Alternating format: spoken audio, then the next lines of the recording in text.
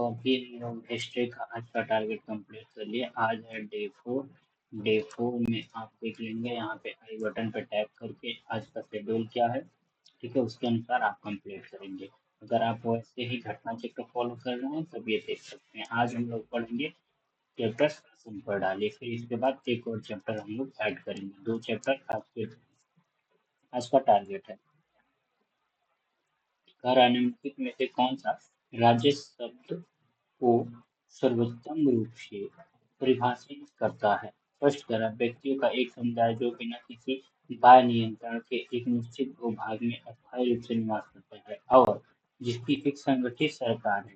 एक निश्चित भूभाग के राजनीतिक रूप से संगठित लोग जो स्वयं पर शासन करने, कानून एवं व्यवस्था को बनाए रखने, अपने नैसर्गिक अधिकारों की रक्षा करने तथा अपनी जीविका के साधन को सुरक्षित करने का अधिकार रखते हैं। नेक्स्ट कह रहा है कि बहुत से व्यक्ति जो एक निश्चित भूभाग में बहुत लंबे समय से अपनी संस्कृति, परंपरा, शासन व्यवस्था के साथ रहते आए हैं। एक निश्चित भूभाग में अस्थायी रूप से रह रहा समाज जिसकी एक केंद्रीय प्राधिकारी तथा केंद्रीय प्राधिकारी के प्रति उत्तरदायी कार्यपालिका और एक स्वतंत्र न्यायपालिका है। तो यहाँ पे स्टेट शब्द का अर्थ हो जाएगा व्यक्ति का एक समुदाय जो बिना किसी बाह्य निमंत्रण के एक निश्चित भूभाग में अस्थायी रूप से निवास करते हुए जिसकी एक संगठित सरकार हो। यहाँ पे राज्य का अर्थ हो जाएगा। फिर कह रहा है निम्न में से कौन सा राज्य सबसे महत्वपूर्ण तत्व राज्य का? तो संप्रभुता सबसे महत्वपूर्ण तंत्र है। राज्य के 4 आवश्यक तंत्र होते हैं: जनसंख्या, भूभाग, सरकार से शासन या सत्ता भी कहते हैं, और संप्रभुता।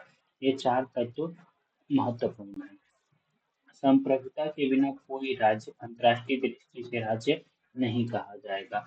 भारत की संप्रभुता के संबंध में निम्नलिखित में से कौन से तथ्य सही हैं? भारत राष्ट्रमंडल का सदस्य है, सही है। राष्ट्रमंडल की सदस्यता के कारण भारत की संप्रभुता कम हो जाती है?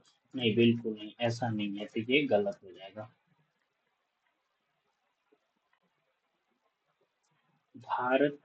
भारतीय संविधान में किस प्रकार की शासन प्रणाली की व्यवस्था किया गया है? तो संस्थात्मक शासन व्यवस्था की प्रणाली का बात किया गया। 2 प्रकार की पद्धति होती है, एक संसाधात्मक और अध्यासात्मक। ये 2 प्रकार की होती हैं। संसदात्मक शासन व्यवस्था में विधायिका कार्यपालिका पर नियंत्रण होता है, विधायिका का कार्यपालिका पर नियंत्रण होता है। संसदीय व्यवस्था वाली सरकार वह होती है जिसमें सरकार संसद के प्रति उत्तरदायी होती है, उसके द्वारा हटाई भी जा सकती है। सरकार क्या हो? संसद के प्रति उत्तरदायी होती है। सर्वप्रथम संसदात्मक सरकार किस देश के में आरंभ किया गया था? तो ग्रेट ब्रिटेन, यूके में किया गया था, ग्रेट ब्रिटेन में। भारतीय संसदीय प्रणाली ब्रिटिश संसदीय प्रणाली से इस बात से भिन्न है कि भारत में न्यायिक पुनर्विलोकन किया जा सकता है, यानी कि जुडिशियल रिव्यू किया जा सकता है, जुडिशियल रिव्यू हो सकता है, जबकि क्या है जो ब्रिटिश संसदीय प्रणाली है उसमें नहीं है। हमने ब्रिटिश मॉडल पर आधारित संसदीय लोकतंत्र को अपनाया, किंतु हमारा मॉडल उस मॉडल से भिन्न है। जहाँ तक कि विधि निर्माण का संबंध है, ब्रिटिश संसद सर्वोपरि अथवा संप्रभु है, किंतु भारत संसद की विधि निर्माण की शक्ति परिसीमित है। फिर भारत में संसद के किसी अधिनियम में संशोधन की संवैधानिक से संबंधित मामले उच्चतम न्यायालय द्वारा संविधान पीठ को भेजे जाते हैं। तो दोनों ऑप्शन यहाँ पे सही है, ए और बी दोनों सही हो जाएंगे। निम्नलिखित में से कौन सी भारतीय संविधान की विशेषता नहीं है? तो अध्यात्मक सरकार जो है इसकी विशेषता नहीं है, क्योंकि जबकि संस्थात्मक सरकार यानी शासन प्रणाली, संघात्मक सरकार शासन प्रणाली तथा स्वतंत्र न्यायपालिका भारतीय संविधान की व्यवस्था विशेषताएं हैं। भारतीय राजनीतिक पद्धति के बारे में कौन सा सही नहीं है? तो डी ऑप्शन हो जाएगा, राष्ट्रपति पद्धति की सरकार, राष्ट्रपति पद्धति की सरकार हो जाएगा। भारत में संसदीय प्रणाली की सरकार है क्योंकि मंत्रिपरिषद लोकसभा के प्रति उत्तरदायी है। मंत्रिपरिषद किसके प्रति उत्तरदायी है? तो लोकसभा के प्रति उत्तरदायी है। संसदीय स्वरूप के शासन का प्रमुख लाभ यह है कि कार्यपालिका विधानमंडल के प्रति उत्तरदायी बनी रहती है। कार्यपालिका किसके प्रति उत्तरदायी बनी रहती है? विधानमंडल के प्रति। संसदीय शासन प्रणाली में निम्नलिखित में से कौन से सिद्धांत स्थानगत रूप से निहित है? तो यहाँ पे हो जाएगा मंडल के सदस्य संसद के सदस्य होते हैं, सही है। जब तक मंत्री को संसद का विश्वास प्राप्त रहता है तब तक ही वे अपने पद पे बने रहते हैं, ये भी सही है। राज्य का अध्यक्ष ही मंत्रिमंडल का अध्यक्ष होता है, बिल्कुल नहीं, ये बात गलत है।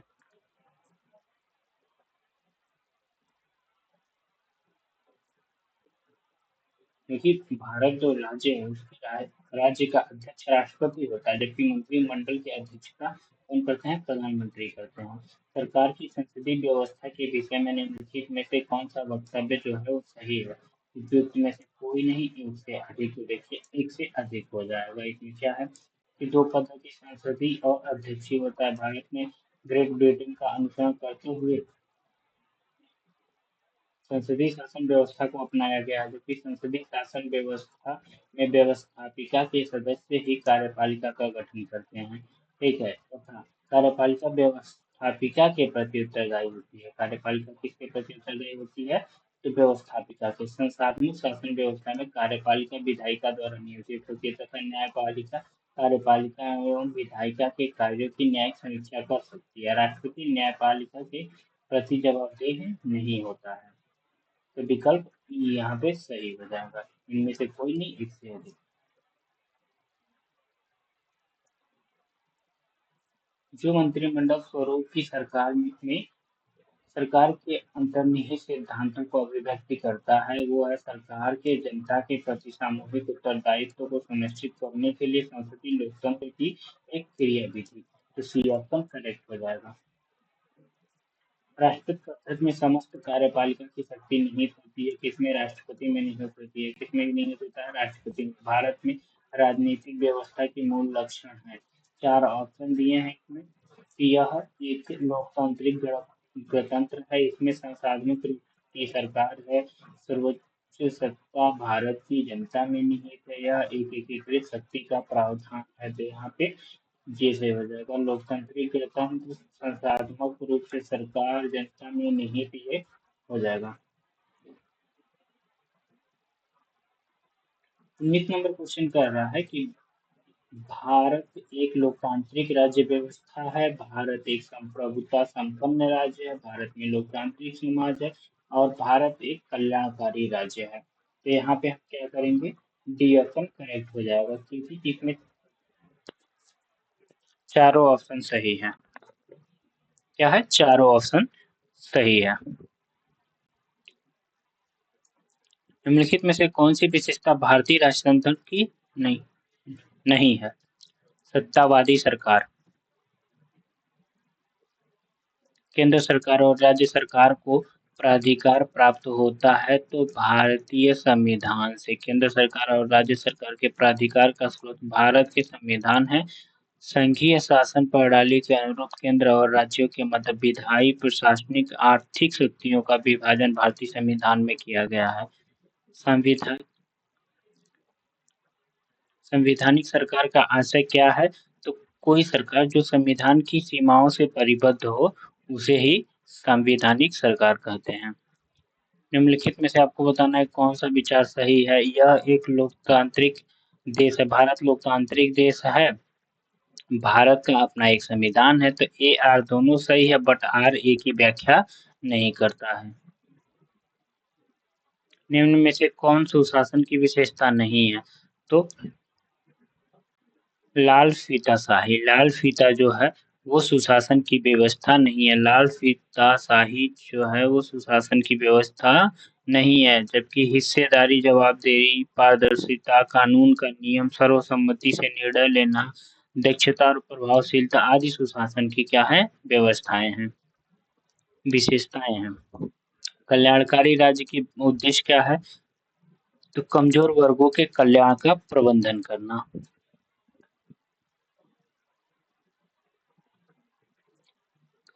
राज्य हर जगह है, यह अंतराल शायद ही कोई छोड़ता है, यह वक्तव्य किस धारणा की व्याख्या करता है? तो कल्याणकारी राज्य का। किसका? कल्याणकारी राज्य की बात करता है। निम्नलिखित में से कौन सा एक भारतीय संविधान का दर्शन नहीं है? तो साम्यवादी राज्य भारतीय संविधान का दर्शन नहीं है। ठीक है।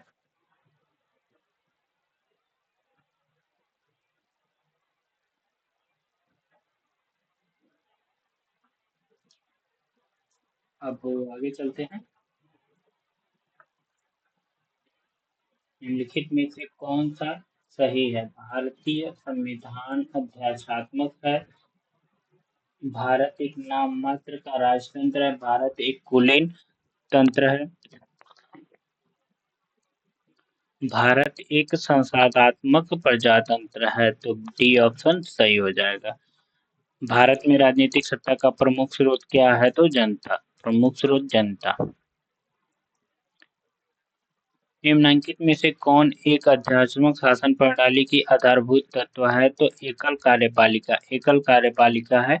ये सत्ता के केंद्रीकृत होती है। इसमें सत्ता ही केंद्रीकृत होता है। आध्यात्मिक शासन प्रणाली की विशेषता क्या होती है? तो ऊपर वर्णित सभी तथ्य जो हैं सही है। कौन कौन से? कार्यकारिणी का प्रमुख राष्ट्रपति होता है। राष्ट्रपति अपने मंत्रिपरिषद का चयन स्वयं करता है। राष्ट्रपति व्यवस्थापिका को भंग नहीं कर सकता है। प्रेसिडेंशियल शासन का उदय सर्वप्रथम किस देश में हुआ था? तो वो संयुक्त राज्य अमेरिका में हुआ था। कहाँ हुआ था? संयुक्त राज्य अमेरिका में हुआ था। भारत में प्रजातंत्र इस तथ्य पे आधारित है कि जनता को सरकार को चुनने तथा बदलने का अधिकार प्राप्त है। लोकतंत्र का उत्कृष्ट गुण यह है कि वह क्रियाशील बनाता है किसको? साधारण पुरुष और महिलाओं की बुद्धि और चरित्र को। भारत एक गणतंत्र है। इसका अर्थ होता है भारत में वंशानुगत शासन नहीं है। वंशानुगत शासन नहीं है। भारत एक गणतंत्र है जिसमें अंतर्निहित है राज्य का अध्यक्ष निर्वाचित होता है। राज्य का अध्यक्ष जो है वो निर्वाचित होता है। निम्नलिखित में से किनसे भी निर्धारित होता है कि भारत का संविधान परिसंघीय है? तो वो है केंद्र और राज्यों के बीच शक्तियों का वितरण। केंद्र और राज्यों के बीच शक्तियों का वितरण। भारतीय संविधान कैसा है? तो भारतीय संविधान अंशतः कठोर और अंशतः लचीला है। यानी कि ज्यादा कठोर भी नहीं है, ज्यादा लचीला भी नहीं है। ना ही मतलब कम कठोर है, ना ही कम लचीला है, मीडियम है। भारत की संसदीय शासन प्रणाली एवं ब्रिटेन की संसदीय शासन प्रणाली में अंतर का बिंदु निम्नलिखित में से कौन है? तो यहाँ पे न्यायिक समीक्षा। न्यायिक समीक्षा हो जाएगा। ठीक है। भारत के संविधान में एक संघीय प्रणाली का प्रावधान है। सही है। उसने एक बहुत शक्तिशाली केंद्र की रचना की, ये भी सही है। लेकिन ए आर की आर जो है आर ए की व्याख्या नहीं करता है। भारत में संघवादिता व्यवहारिक नहीं है। सही बात है। भारत एक संघीय राज्य नहीं है, ये गलत हो जाएगा क्योंकि भारत संघीय राज्य है। तो सी ऑप्शन करेक्ट हो जाएगा। भारतीय राज्य व्यवस्था में निम्नलिखित में से कौन सी अनिवार्य विशेषता है जो यह दर्शाती है कि उसका स्वरूप संघीय है? तो न्यायपालिका की स्वतंत्रता सुरक्षित है। न्यायपालिका की स्वतंत्रता सुरक्षित है। निम्न में से कौन एक भारत के संविधान का संघीय लक्षण नहीं है? तो एकहरी नागरिकता। एकहरी नागरिकता सी हो जाएगा। एकहरी नागरिकता। भारतीय संघीय व्यवस्था में कौन से एकात्मक तत्व पाए जाते हैं? लिखित संविधान, कठोर संविधान, संविधान की सर्वोच्चता, राज्यपाल की नियुक्ति, शक्तियों का विकेंद्रीकरण, राज्य विधेयक पर राष्ट्रपति की स्वीकृति, संवैधानिक संकट, एक सर्वोच्च न्यायालय। तो यहाँ पे क्या हो जाएगा? सारे के सारे। ने क्या पूछा है? एकात्मक तत्व। इसमें से एकात्मक तत्व क्या हो जाएगा? 4 6 7। 4 6 7। 4 6 7। ये क्या है? एकात्मक तत्व हैं। संघीय व्यवस्था में एकात्मक तत्व हैं।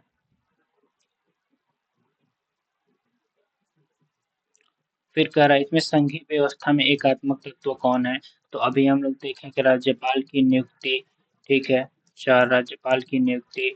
उसके बाद से आ जाएगा राज्यसभा में असमान प्रतिनिधित्व, असमान प्रतिनिधित्व, असमान प्रतिनिधित्व। उसके बाद फिर आ जाएगा अखिल भारतीय सेवाएं, अखिल भारतीय सेवाएं, अखिल भारतीय सेवाएं। भारत में संघीय व्यवस्था से संबंधित निम्न कथनों में से कौन सा सही है? तो यहाँ पे कोट देखिए 4 कोट दिए हैं, इनमें से कौन सा सही है?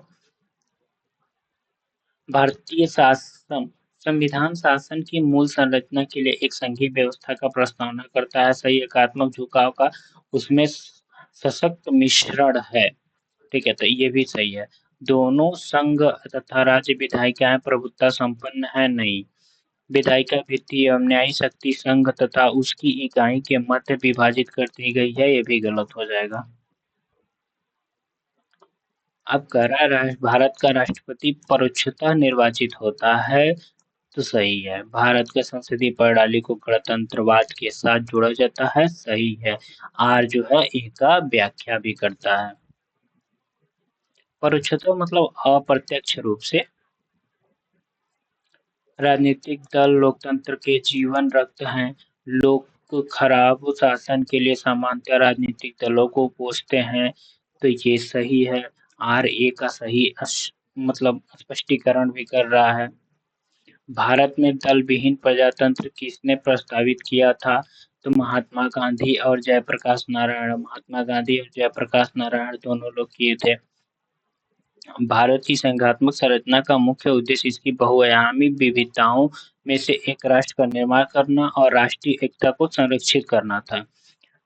विविधताओं के समंजन से एक सशक्त न कि कमजोर भारतीय राष्ट्रीयता का निर्माण हुआ है, तो इसमें दोनों सही हैं, लेकिन नहीं, आर ए की व्याख्या भी करता है।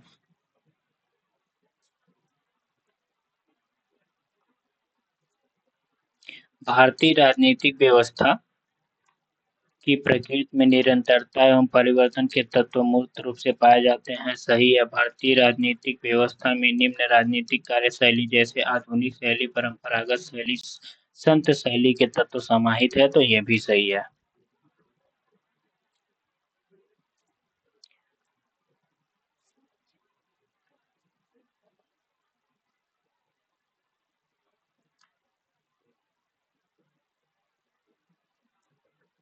महिलाएं, दलित, निर्धन और अल्पसंख्यक समूह भारत के में लोकतंत्र के सबसे बड़े दावेदार हैं। महिला, दलित, निर्धन, अल्पसंख्यक सही हो जाएगा। भारत में लोकतंत्र अधिक आत्मसम्मान की कामना का वाहक बनकर उभरा है, ये भी सही है। तो दोनों सही है और आर ए का सही स्पष्टीकरण करता है।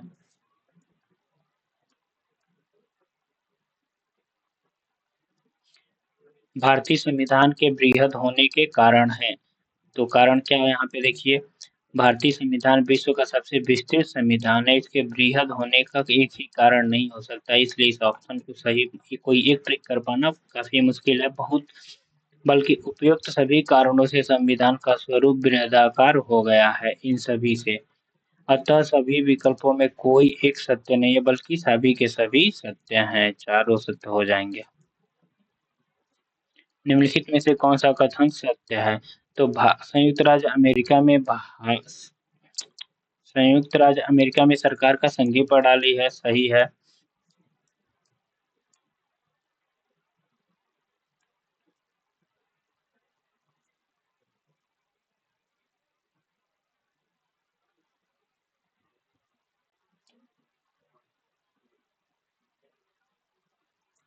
निम्नलिखित में से कौन सी एक भारतीय संघ राज्य पद्धति की विशेषता नहीं है? यह संबद्ध होने वाली इकाइयों के बीच एक सहमति का परिणाम है, तो यही इस विशेषता नहीं है। अब देखते हैं विशेषता क्या है। भारत में स्वतंत्र न्यायपालिका, सही है। केंद्र और राज्य के बीच शक्तियों का स्पष्ट विभाजन किया गया है, ये भी सही है। संबद्ध होने वाली इकाइयों को राज्यसभा में असमान प्रतिनिधित्व दिया गया है, तो ये भी सही है।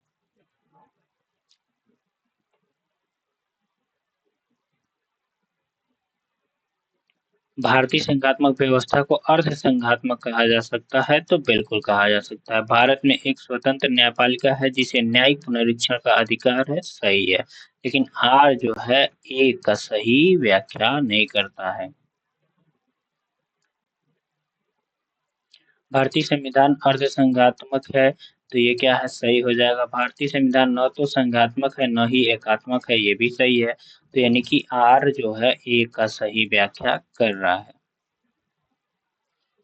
भारतीय संविधान की प्रकृति क्या है? तो प्रकृति इसकी प्रकृति में संघीय किंतु भावना में एकात्मक है। प्रकृति में संघीय और भावना में एकात्मक है। भारतीय संघवाद को सहकारी संघवाद किसने कहा था? तो जी ऑस्टिन ने किया था। जी ऑस्टिन ने किया था। जी ऑस्टिन ने किसने कहा था कि भारत अर्ध संघात्मक राज्य है? केसी वीयर। केसी वीयर ने कहा था। केसी वीयर ने। भारतीय संविधान के विषय में उनके कथनों में से निम्न में से किसका है? भारतीय संविधान अधिक कठोर और अधिक लचीले के मध्य एक अच्छा संतुलन स्थापित करता है। एक केसी वीयर ने कहा था। केसी वीयर ने कहा था। संविधान को संघात्मक के तंग ढांचे में नहीं ढाला गया है। किसने कहा था? वी आर अम्बेडकर ने। वी आर अम्बेडकर ने। तथा यह एकीकृत और संख्यात्मक दोनों है। मिथकों और कहावतों के रूप में प्रशासन के सिद्धांत को किसने अस्वीकार किया था? हर्बर्ट साइमन ने। हर्बर्ट साइमन ने किया था। विधि और स्वाधीनता के बीच सबसे उपयुक्त संबंध को निम्नलिखित में से कौन प्रतिबिंबित करता है? तो यदि विधि नहीं है तो स्वाधीनता भी नहीं है। कौन सा विकास प्रशासन की अवधारणा से संबंधित है? तो फ्रेड डब्ल्यू रिंग्स जो है वो प्रशासन की अवधारणा से संबंधित है। इनकी पुस्तक है एडमिनिस्ट्रेशन डेवलपमेंट इंक्लूसिव कॉन्सेप्ट। निम्नांकित में से कौन सा एक चिंतक लोक प्रशासन और तथा निजी प्रशासन में समानताओं का समर्थक है? Henri Fayol. Henri Fayol. कौन? Henri Fayol. प्रसिद्ध प्रशासनिक चिंतक हेनरी फ्योल ने लोक प्रशासन और निजी प्रशासन में समानता का समर्थन किया। इनके अनुसार जब अब हमारे सामने अनेक प्रकार के प्रशासन विज्ञान नहीं है, अपितु केवल एक ही प्रशासन है जिसे सार्वजनिक और निजी मामले में समान रूप से उपयोग लाया जा सकता है। यदि हमारी सभ्यता विफल होती है तो क्या मुख्यतः प्रशासन के ध्वस्त होने का कारण होगा? यह कथन किसने कहा था? तो डब्ल्यू बी डॉनहम द्वारा। गणतंत्री अवधारणा से संबंधित निम्नलिखित में से कौन सा एक नहीं है? एक राज्य जिसमें जनता सर्वोच्च हो, सही है। सर्वोच्च शक्ति निर्वाचित प्रधान में निहित होती है, सही है। सर्वोच्च शक्ति एक राजा, नहीं, ये गलत हो जाएगा। एक ऐसी सरकार जो जनता द्वारा निर्वाचित प्रतिनिधियों की हो, ये भी सही है।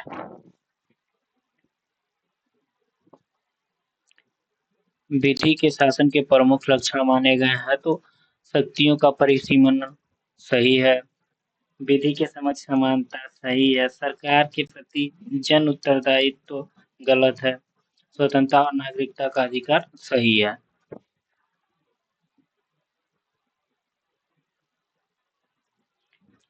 निम्नलिखित कथनों पे विचार कीजिए। संवैधानिक सरकार वह है जो स्वराज्य की सत्ता के हित में व्यक्ति की स्वतंत्रता पर प्रभावकारी प्रतिबंध लगाती है, गलत है। जो व्यक्ति स्वतंत्रता के हित में राज्य की सत्ता पे प्रभावकारी प्रतिबंध लगाती है तो ये सही हो जाएगा। जो व्यक्ति की स्वतंत्रता पे, यहाँ पे राज्य की सत्ता में बोला है, व्यक्ति की स्वतंत्रता के हित में राज्य की सत्ता पर, न कि राज्य की सत्ता के हित में व्यक्ति की स्वतंत्रता पर। यहाँ पे देखिए बस रिवर्स किया है, तो सेकंड ऑप्शन सही होगा। परिभाषा से संवैधानिक सरकार का अर्थ क्या होता है? तो सीमित सरकार होता है।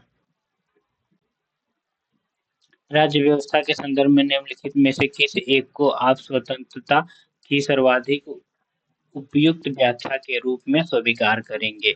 तो स्वयं को पूर्णतः विकसित करने का अवसर। स्वयं को पूर्णतः विकसित करने का अवसर हो जाएगा।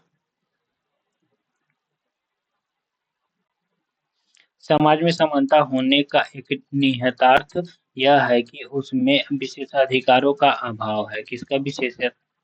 विशेषाधिकारों का अभाव है। भारत एवं अमेरिका की राजनीतिक व्यवस्था के बीच में निम्नलिखित कौन सी विशेषता है जो समान है? तो वो केवल राष्ट्रपति के पास पॉकेट वीटो की शक्ति जो है यही एक समान है, बाकी सब समान नहीं है। दूसरे प्रशासनिक आयोग के कौन से प्रतिवेदन ने भारत में सुशासन की बाधाओं की पहचान किया था? तो नागरिक केंद्रित प्रशासन, शासन का केंद्र बिंदु। शासन का केंद्र बिंदु। भारतीय संघवाद में विविधताओं में एकता को प्रोन्नत करने हेतु निम्नलिखित में से किन संस्थानों को आवश्यक माना जाता है? तो उपयुक्त सभी को, जिसमें अंतर्राष्ट्रीय परिषद, राष्ट्रीय विकास परिषद हो जाएगा, वित्त आयोग और क्षेत्रीय परिषद, एकल न्यायिक व्यवस्था और अखिल भारतीय सेवाएं, ये सभी के सभी संस्थानों को आवश्यकता पड़ी थी विविधताओं में एकता को प्रोन्नत करने हेतु। निम्नलिखित में से किस दशक में भारत की संसदात्मक व्यवस्था केंद्रीयता से संघवाद की ओर खिसकी है? तो 1980 के दशक में। कब? 1980 के दशक में। 1980 के दशक में। अब हमारा नेक्स्ट चैप्टर क्या हो जाएगा? राष्ट्रीय प्रतीक। राष्ट्रीय प्रतीक। राष्ट्रीय प्रतीक।